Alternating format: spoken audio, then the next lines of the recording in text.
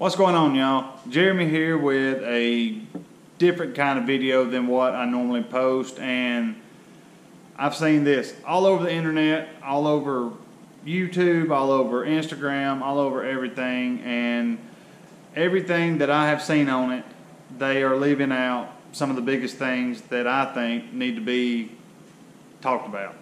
And it is the new GT500 Mustang. It's probably the best looking Mustang since the late 60s, and the most horsepower, just the best Mustang ever. And you know, everybody has made videos on it, you know, talking about the horsepower, how pretty it is, and I can't wait to see where they actually fall as far as price goes, whether they actually go at a MSRP or if they're price gouged by dealerships. Probably the latter, but I hope not.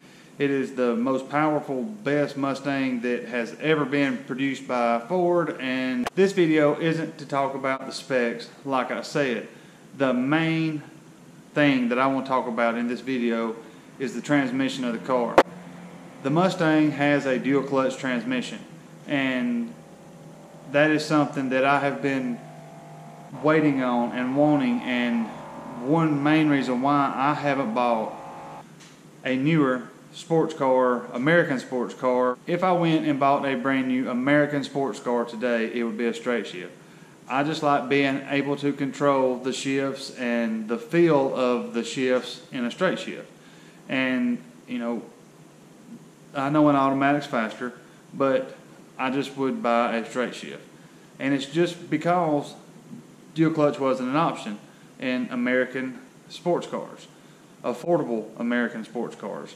And you know, I understand this is going to be a car that not, you know, everyone can afford, but it is opening the door to it trickling down to the cars that the general public can afford, and you know, cars that are mass produced enough that the general public can afford.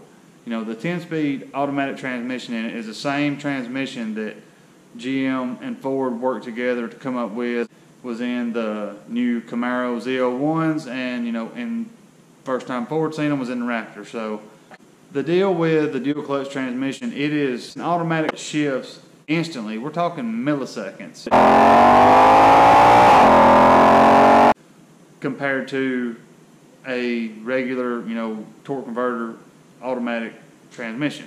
When you're driving just a regular torque converter car, you know, when it goes to shift, there's a, you know, sometimes up to a second or even a little bit longer delay, or you know, it's like it's an old record player having to reach and grab another record and put on, you know, to swap gears. I mean, sometimes it is just insane the amount of time that is spent in an automatic changing gears.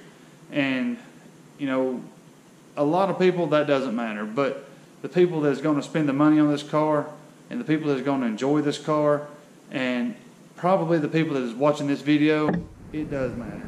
And you know, I hope that they make enough of them, and that the cars, like I said, at least some of them are affordable enough that you can actually see them out on the road and people enjoying them.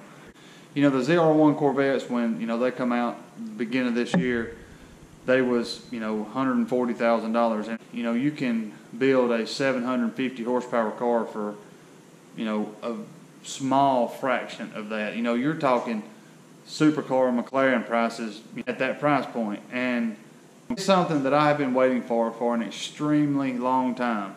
You see supercars and hypercars from other countries that have had this technology for, you know, a decade, and we're just now getting to putting it in American cars. And I hope that it does trickle. You know, when one of the big three does it, it's going to follow suit very shortly with the other ones.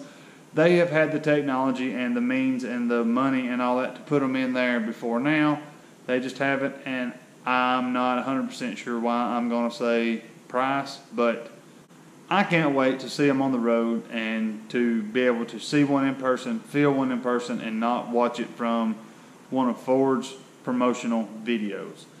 I hope that the price is somewhere that more people can be able to enjoy the car. And from what I have seen from the auto show in Detroit, that the new Mustang GT500 has stolen the show. There's a couple of things that has been unveiled, and I didn't really care for any of them, especially the Supra. The old Supra completely trumps the new one. If you look at stats, I'll put a picture on the screen right now of the old one and the new one, and there's not 2 decades worth of differences in the car as far as performance goes. It was a complete flop. I think that, Toyota has already seen that. The reviews on it has been horrible. From what I've seen, no one likes it. The only appeal that it has is that it is cheaper and more people can afford it. But only time will tell, and I hope that this video was something you enjoyed. It is, different from what I normally talk about, but I enjoy these videos. I love making these videos, and I really enjoy editing these videos. So if this is a video you like of mine, let me know. Email address on the screen, P.O. box is on the screen. Drop a comment, let me know what you think about the new Mustang and anything else that was unveiled at the auto show. Thanks for watching. Godspeed. I will see you in the next video.